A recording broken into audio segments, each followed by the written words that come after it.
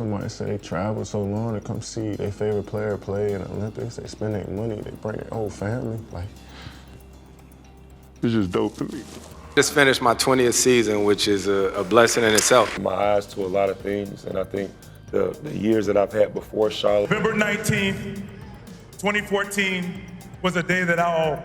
A lot of bullshit, so I'm just like grateful for it. For real. Night, it was physically and emotional draining. It's definitely these years you do not get back. Right here, watching that video, tearing up, but my heart was full of joy. That video got me really emotional before the game, and really want to thank. Really just kind of woke up the inner Dwight. My wife and my kids are in LA, and I mean, I say this just about every time I talk, but for pushing me every year and making me a better player. Vince Carter's sudden trade from Toronto had fans labeling him a quitter for abandoning the team. Kevin Durant faced intense backlash for joining the Warriors, accused of taking the easy way out. These stories, along with others, have been seared into NBA history, shaping how fans view their legacies. Were these narratives justified? Which one shocked you the most? Do you believe these players were wrong to make those decisions, or did they have every right? Drop your thoughts in the comments. Stick around because you won't believe what we uncovered. Wait until you hear about story number 6. It's a twist you'll never see coming. So, what makes these stories so unforgettable? Could these players have done anything to escape their shadow? Or did they simply become victims of the game itself? Let's break it down. That video got me really emotional before the game, and really want to thank the Spurs organization for everything, for pushing me every year. 11. Vince Carter, the quitter label in Toronto. November 19th, 2014 was a day that I'll never forget. Standing right here. Vince Carter was the face of the Toronto Raptors. His electrifying dunks, high-flying athleticism, and highlight reel performances made him an NBA icon. But all of that came crashing down when Carter demanded a trade in 2004, after a series of disappointing seasons and mounting frustration with the Raptors management. Fans in Toronto couldn't believe their eyes when they saw their beloved star leave for the New Jersey Nets. They branded him as a quitter, claiming he abandoned them when they needed him most. For years, Vince's exit from Toronto lingered as one of the most controversial moments in NBA history. When that jersey goes up shortly, it's not just Carter 15 going up.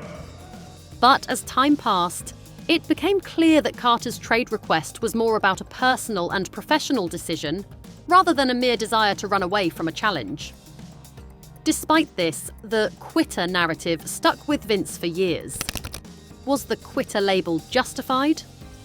While Carter's exit was certainly abrupt, the label was unfair.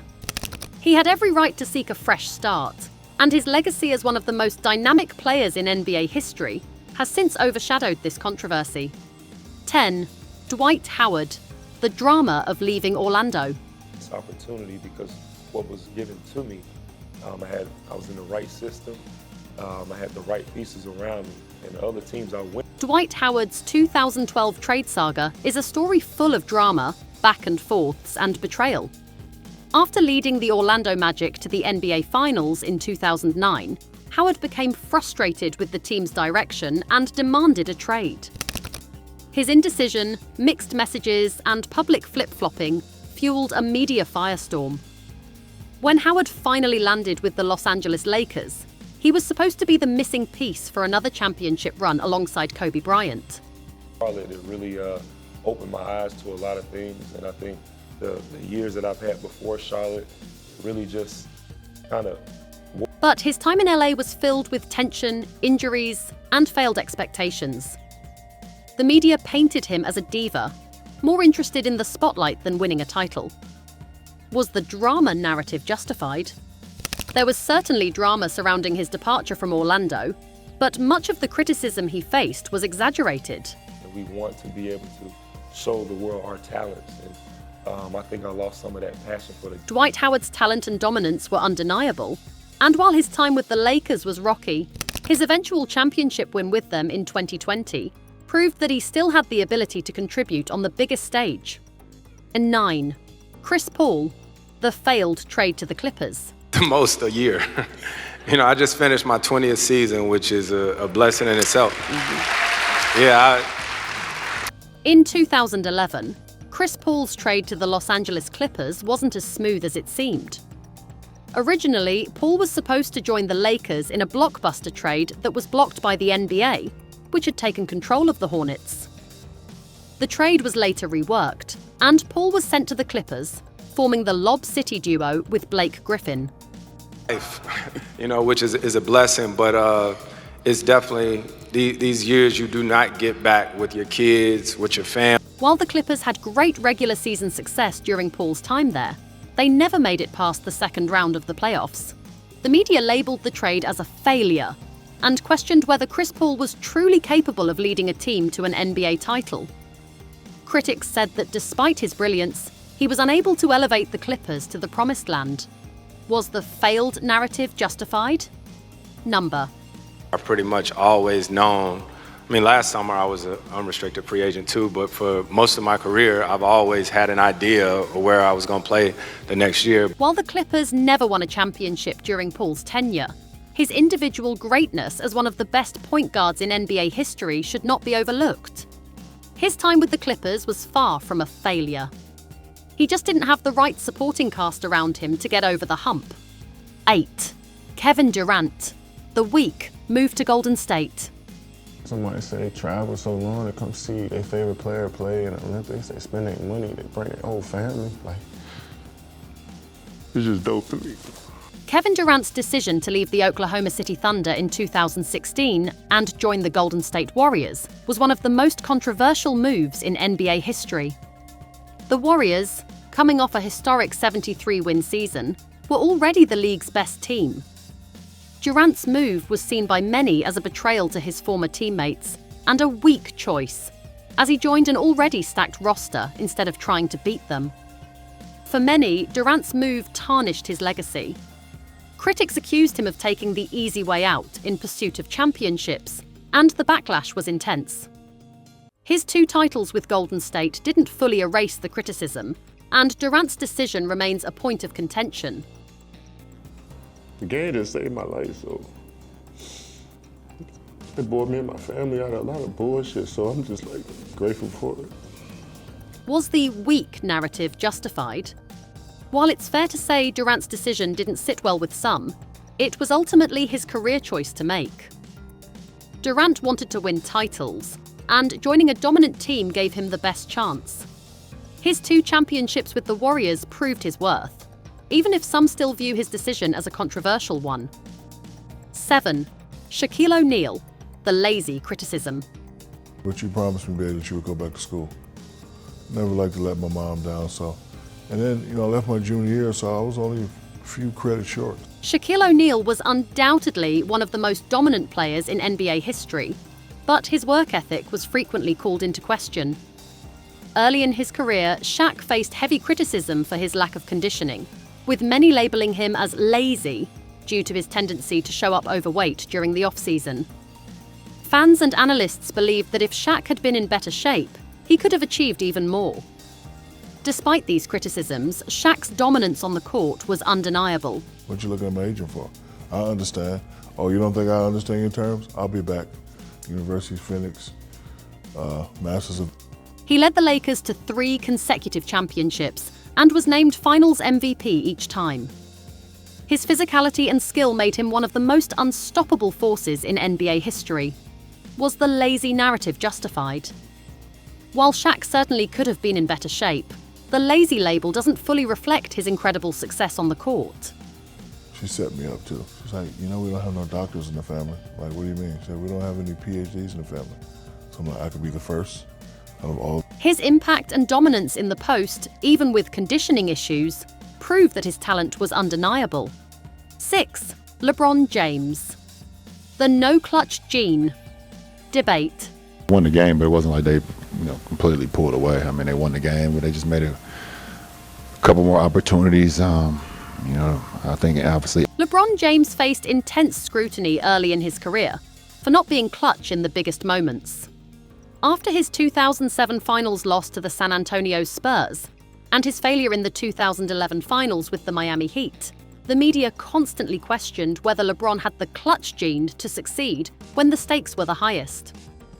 The term "LeBron's not clutch" became a widely accepted narrative, as many pointed to his passive play in key moments and missed opportunities. Media pundits like Skip Bayless were quick to call out LeBron's inability to deliver in crunch time. But then LeBron changed everything. I thought Nas' minutes in the fourth was huge.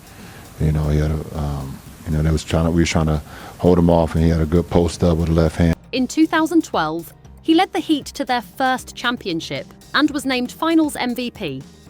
A year later, he repeated as champion. However, the moment that truly ended the no-clutch gene debate came in 2016, when LeBron led the Cleveland Cavaliers to a historic 3-1 comeback victory against the 73-win Golden State Warriors. His Game 7 performance, including the iconic chase-down block on Andre Iguodala, silenced his critics forever. Every time we were trying to push the lead up, and obviously I think Jaden had a couple good plays as well down the stretch. Obviously, Was the no-clutch gene narrative justified? Not at all. LeBron James is one of the most clutch players in NBA history, and his numerous game-winning plays and clutch performances in key moments have solidified his legacy as one of the greatest to ever play the game. 5. Kobe Bryant. Can he win without Shaq? After Shaquille O'Neal was traded from the Lakers in 2004, many wondered if Kobe Bryant could ever win a title without his dominant big man. Critics questioned whether Kobe's individual brilliance was enough to lead a team to an NBA championship, and the narrative of Kobe can't win without Shaq dominated media discussions. In the years following Shaq's departure, the Lakers struggled, and Kobe's attempts to carry the team on his own fell short. In 2005, the Lakers missed the playoffs, and by 2007, they had yet to reach the finals without Shaq. However, in 2009 and 2010, Kobe proved everyone wrong. He led the Lakers to back-to-back championships, earning Finals MVP honors each time, and silencing the critics who had doubted his ability to win as the team's primary leader. Was the "can't win without Shaq" narrative justified? At the time, the criticism was fair to an extent. But once Kobe had the right supporting cast, he proved that he could lead the Lakers to championships. The Shaq narrative was ultimately erased by Kobe's own greatness. 4. Dirk Nowitzki. The soft European label. Emotional, draining, but I left it all out there today again, representing the franchise and the city that I love. So Dirk Nowitzki, the legendary big man for the Dallas Mavericks, was often criticized for being soft and unable to lead his team to a title. His playing style, relying on jump shots instead of dominating the paint, didn't fit the traditional mold of a tough NBA big man.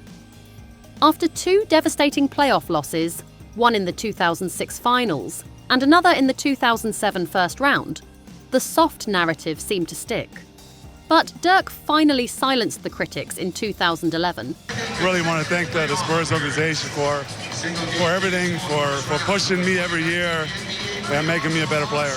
Leading the Mavericks to their first ever NBA championship. His clutch performances, particularly in the finals against the Miami Heat, proved he was anything but soft. Dirk not only carried the Mavs to victory, but he also did so while playing through injuries, showcasing his toughness and resolve.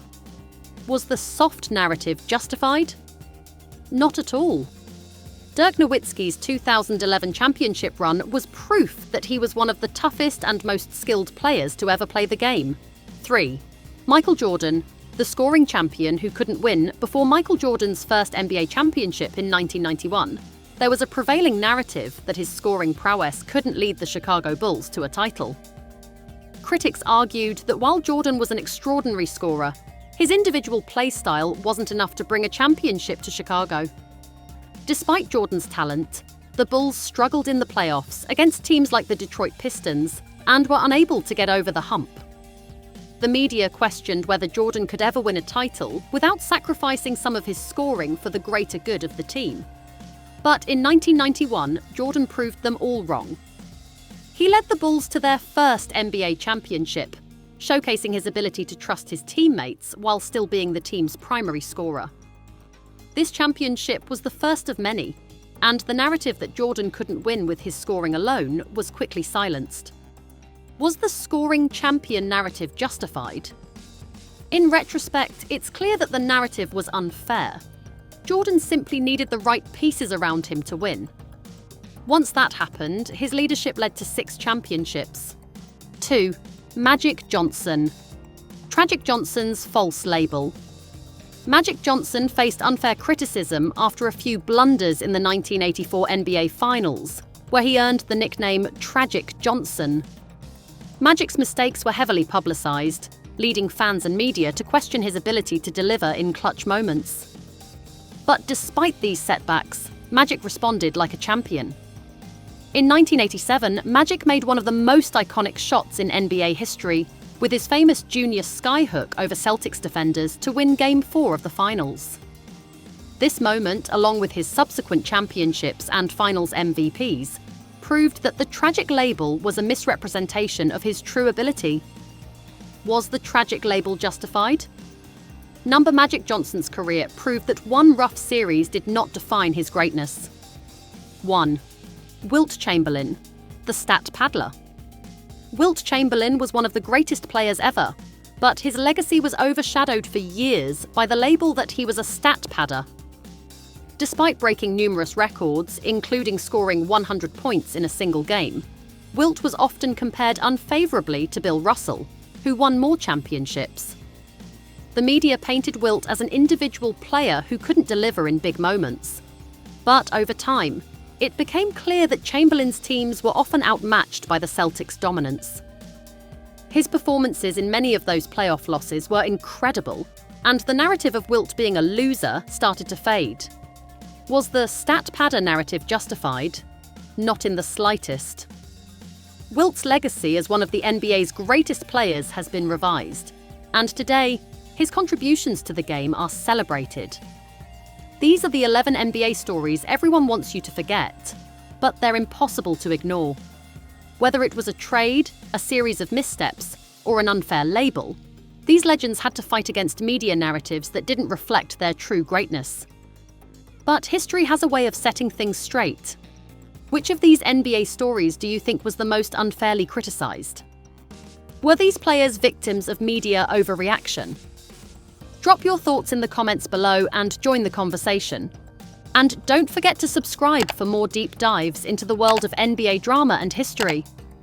Trust me, you won't want to miss what's coming next.